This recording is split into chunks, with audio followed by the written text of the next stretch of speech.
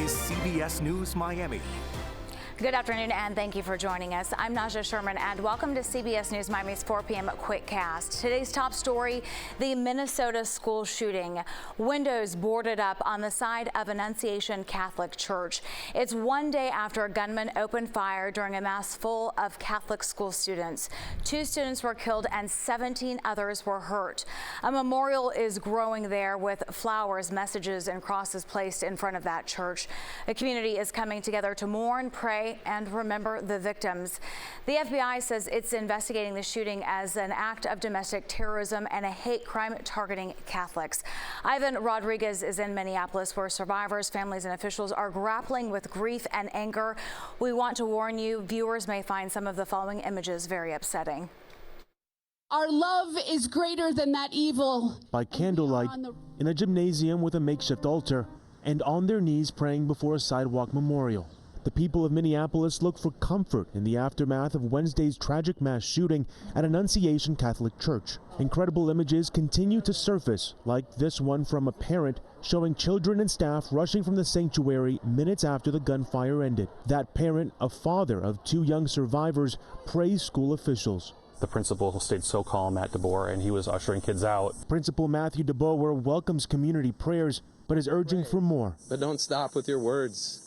Let's make a difference and support this community. Never again can we let this happen. Investigators are focusing on the deceased shooter, 23-year-old Robin Westman. What we have found so far, unfortunately, is a classic pathway to violence for an active shooter or a mass shooter. Police say they're looking into a manifesto that Westman posted on social media, along with hundreds of other pieces of evidence. This is an individual that harbored a whole lot of hate towards many people. The school has trained for active shooters in the past, and the sanctuary doors were locked during Mass Wednesday. That's when police say Westman improvised. This coward committed this act by shooting from outside the church through the windows. But the biggest question remains, why did this happen? The reality is this is completely senseless and just an unthinkable tragedy. In Minneapolis, I'm Ivan Rodriguez reporting.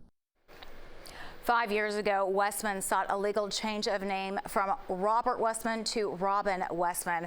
Police say Westman had no criminal history and was carrying 3 guns. All were legally purchased at the time of the shooting. Stay with CBS News Miami for continuing coverage of the deadly Minnesota Catholic school tragedy. We'll have the very latest on air and online. Always tracking, always alerting. This is Next Weather. We are heading into a big holiday weekend. Hopefully it won't be a washout. Not a complete washout, okay. But I do think you're going to need those umbrellas at some point, Naja. In fact, today we're seeing a few folks who are still tracking some scattered showers and even a few storms across South Florida. This is that sea breeze shower and storm setup that we have. Most of the activity is out over the interior, but if I zoom in here closely into Broward County, you can see some showers and storms that have been fizzling apart across the past hour. Just near Plantation, we're seeing some light showers, and just west of 441.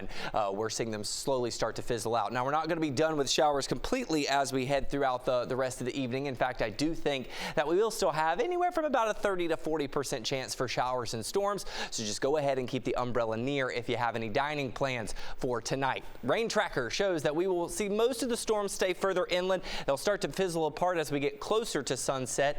Can we rule out 1 or 2 of them running toward our metro areas in Broward and Miami-Dade counties? No, I do still think there is a chance, although it won't be widespread. As we head into the over at night hours, things fairly quiet, but tomorrow morning we could see a few isolated storms in the lower Keys and also the upper Keys. Can't rule out a stray shower just close to the coastline, but I think our highest rain chances for tomorrow will once again favor the afternoon hours, starting in the interior and then pushing forward to the east as we head into the back half of the day. Now, not everyone is expected to get showers tomorrow, but I do think that the holiday weekend itself could be trending even wetter and maybe even come with a minor flood risk.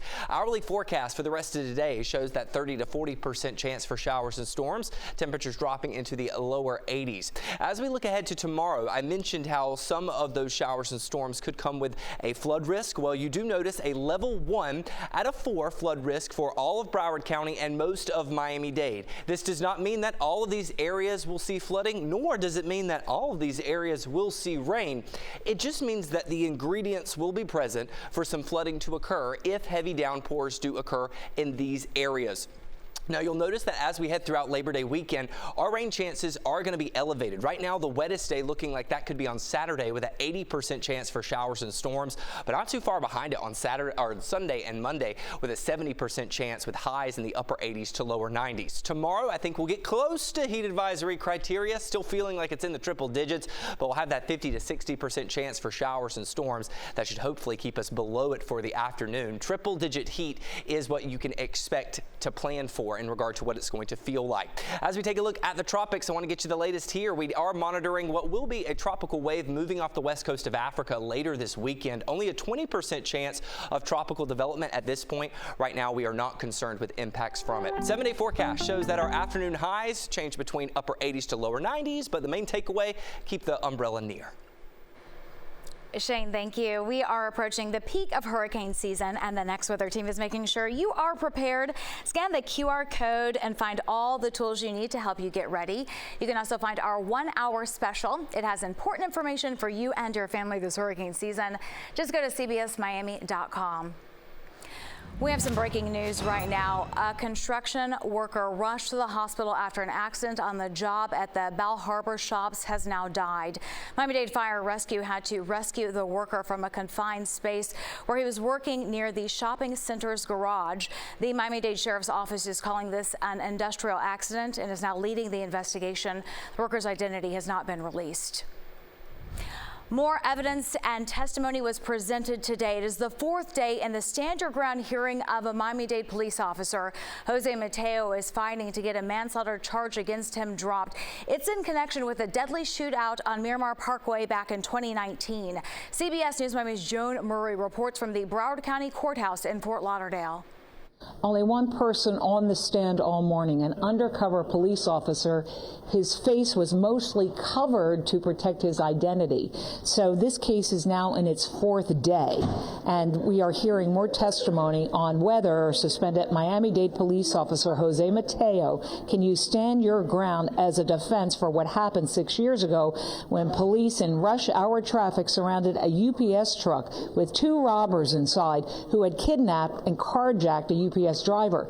2 innocent people died that day, the UPS driver and a bystander. Prosecutors are trying to establish this is not about stand your ground and self-defense, but that police tactics were faulty. Do you know if anybody had announced or was it made clear to you on the radio who was the primary pursuit vehicle and who was in charge, in command, to tell others what to do? Not to my recollection, sir. No one ever announced that? Not to my recollection. I'm sure they did, sir, but I don't remember who it was. So you didn't hear it was announced, you didn't hear it. So then basically in the pursuit, you were just making your own decisions without any command or control as to what you should do, correct? No, I wasn't just making my own decisions. I was obviously I wasn't the first car behind the vehicle. I was on the pursuit. I'm sure there was a command here. Give orders. However, I was far back. If the defense can prove stand your ground came into play and a judge rules in the defense's favor, this case against Mateo could be dismissed. Many more witnesses to come today. At the Broward County Courthouse in Fort Lauderdale, Joan Murray, CBS News, Miami. Some Florida cities are pushing back against the state order to remove rainbow street art. Fort Lauderdale commissioners last night voted to appeal the order. It's to remove the pavement art by September 4th. If they don't, they could risk the state removing it and losing funding. Commissioners also agreed by a 4-to-1 vote to retain an outside law firm. It will pursue all legal options in the event the appeal fails. FDOT says it's identified artwork at 400 locations across the state that need to be removed. Miami Beach is one of them. Coming up on CBS News Miami beginning at 5, new developments on the fight to keep the rainbow crosswalk. When we come back, the FDA approves updated COVID-19 vaccines, but not everyone will be able to get one. The changes you need to know about when we return. Stress, lack of sleep, weight gain. Women who can relate may be dealing with perimenopause. My mood swings were crazy. So we are cutting through the social media chatter with steps you can take to help your symptoms on CBS News Miami. In today's Health Watch, the FDA has approved updated COVID-19 vaccines, but it's only for a limited group. We're talking about adults age 65 and older and younger people who are at higher risk from the virus. Health and Human Services Secretary Robert F. Kennedy Jr. said emergency use authorizations for the vaccines are rescinded. The move may limit access to the vaccines for people who have received it in the past. It may also be difficult for infants and young children to be vaccinated. After nearly 2 years, the entire span of the SkyTrain at Miami International Airport is back up and running. Airport officials made that announcement this morning. We've been telling you about passenger problems at MIA since 2023. That's when an inspection found cracks in support columns. The good news comes ahead of what is expected to be a busy Labor Day travel weekend. And speaking of the airport, MIA is getting bigger. The airport also shared an update on construction of a new garage, saying it is almost done. The 7-floor garage will add more than 2,200 parking spaces for travelers and employees, plus 50 spaces for electric vehicle charging. It is being built near the airport's Flamingo Garage and is expected to be completed by the end of the year. Before we go, a quick reminder, if you've been putting off registering to audition for the chance to be on The Price is Right, time is running out. You can come show your excitement and audition tomorrow from 10 to 1 at Toyota of Hollywood. We can't wait to see you, but you must sign up in advance. You can find all the details by going to cbsmiami.com/contestants. Best of luck to you tomorrow. And that does it for the CBS News Miami Quickcast. I'm Naja Sherman. Stay tuned for more news right here on CBS News Miami, and have a great rest of your day.